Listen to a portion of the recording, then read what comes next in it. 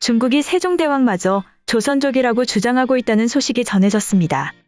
김치와 한복을 자국의 것이라고 주장하고 있는 중국이 세종대왕마저 조선족이라는 억지 주장을 펼치고 있죠.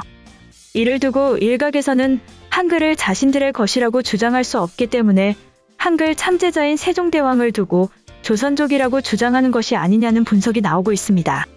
한글이 중국의 것이라고 주장할 수 없는 이유는 훈민정음 서문 첫 문장부터 등장하는데요.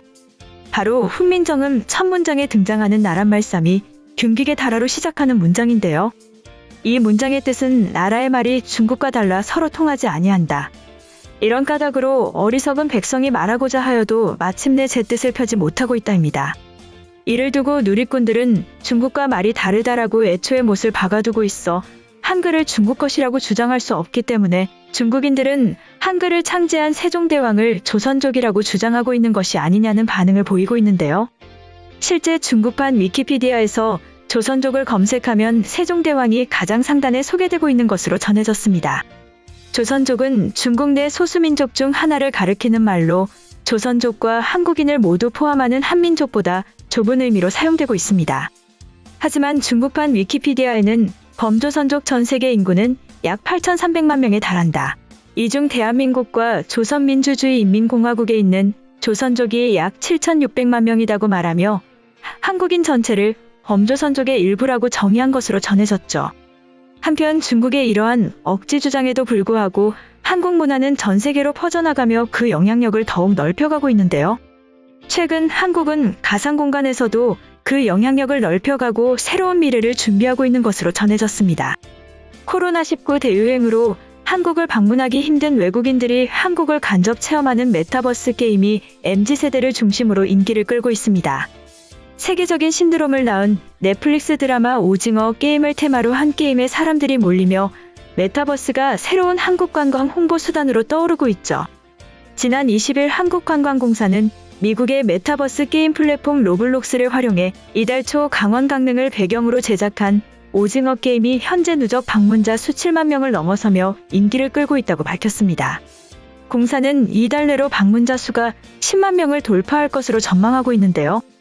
현재 게임에 참여하는 사용자는 게임상에서 강릉의 주요 관광지인 선교장과 오죽헌에서 율곡 이이의 책과 사인당의 그림을 보고 안목해변 BTS 정류장에서 사진을 찍으며 동해 바다를 배경으로 레일바이크를 타는 등 한국의 다양한 활동에 참여할 수 있는 것으로 전해졌죠.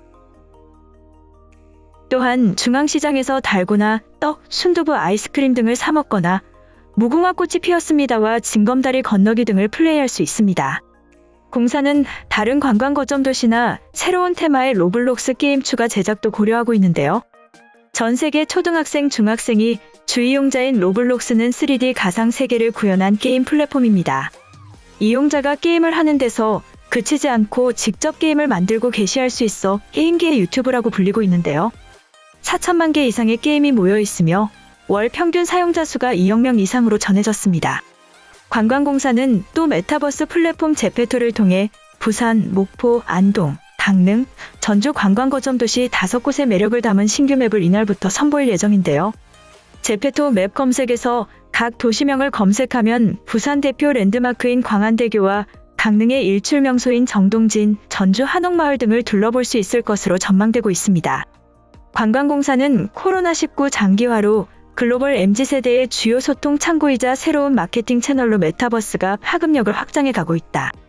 메타버스 마케팅은 미래 방한 관광객들에게 한국에 대한 긍정적인 이미지를 구축할 것이라고 밝혔죠. 한편 미국에서는 한국의 위상이 증대됨에 따라 한미 동맹의 조정이 필요하다는 목소리가 나오고 있는 것으로 전해졌습니다. 최근 미국과 한국은 한국의 증대된 영향과 더 큰 자율성에 대한 열망을 감안해 동맹을 조정하고 있다고 미국 의회조사국 CRS가 발표하였습니다. CRS는 두 나라가 추진 중인 전시작전 통제권 전환과 주한미군 기지 통합, 미사일 지침 종료 결정을 대표적인 사례로 꼽았죠. 미국 이소리 VOA 방송에 따르면 CRS는 최근 갱신한 한미관계 보고서에서 양국의 안보 사항과 관련해 동맹의 조정 움직임에 주목하고 있는 것으로 전해졌습니다. CRS는 미국과 한국이 한국에 증대된 영향과 더 큰 자율성에 대한 열망에 맞춰 동맹관계를 조정하고 있다고 분석하였죠. 특히 미국과 한국이 10년 넘게 준비하고 있는 전시작 전통제권의 전환 작업을 동맹 조정의 대표적인 사례로 꼽았는데요. 전자권이 전환되면 전쟁 시 한국군 사령관이 미래연합사령부의 전자권을 행사하게 됩니다. CRS는 한미 양측은 한국이 연합군을 지휘하고 북한의 핵미사일 위협과 한반도 안보 환경에 대응할 수 있는 역량 향상 등 한국이 전자권을 맡을 수 있음을 입증하는 조건과 기준점을 설정했다고 밝혔는데요. 앞서 로이드 오스틴 미국 국방장관과 서욱 국방장관은 지난 2일 서울에서 열린 한미 안보협의회에서 미래연합군 사령부에 대한 한국의 전자권 행사 능력 평가를 내년에 시행하기로 합의하였습니다. CRS는 또 주한미군 기지 통합 움직임을 거론하며 부분적으로는 한국의 땅을 반환하기 위한 것이라고 밝혔는데요. 이어 한국은 최근 건설된 전 세계 최대 미군 기지인 캠프 험프리스와 같은 새로운 시설 건설에 전체 비용의 94%에 가까운 11조 5,700억 원을 들였다고 덧붙였는데요. 보고서는 조 바이든 미국 대통령과 문재인 대통령이 지난 5월 정상회담에서 양국이 한국 미사일의 사거리와 중량을 제한했던 미사일 지침 종료를 결정한 것도 한미 동맹 조정의 한 예로 손꼽았습니다. CRS는 한미 양국의 대북정책 공조와 관련해 북한의 두 나라의 관계에서 지배적 관심사라고 밝혔는데요. 특히 문 대통령은 군사 충돌 방지와 한반도의 항구적 평화 구축에 필수적인 북한과의 관여를 촉진해 왔다고 말하였습니다. 그러나 북한에 대한 유엔과 미국의 제재는 한국이 남북 협력 활동을 할 능력을 심각하게 제한하고 있다고 지적하였죠. 또한 북한은 2019년 초부터 인도주의 지원을 포함해 미국과 한국의 도움 제안을 무시하고 있다고 말하였는데요.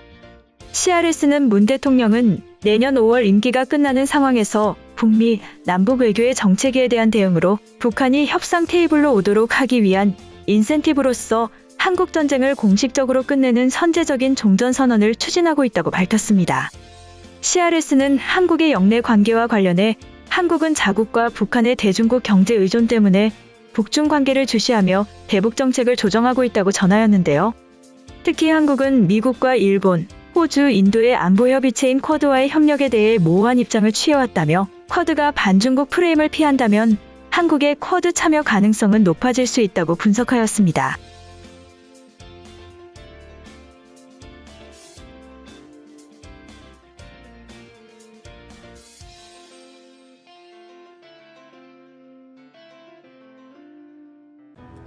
이번 영상은 여기까지고요. 제 영상이 도움이 되셨거나 세계 속 반응 더 보고 싶다 하시는 분들은 구독과 좋아요, 알람 설정까지 부탁드립니다. 다음에 또 봐요. 안녕.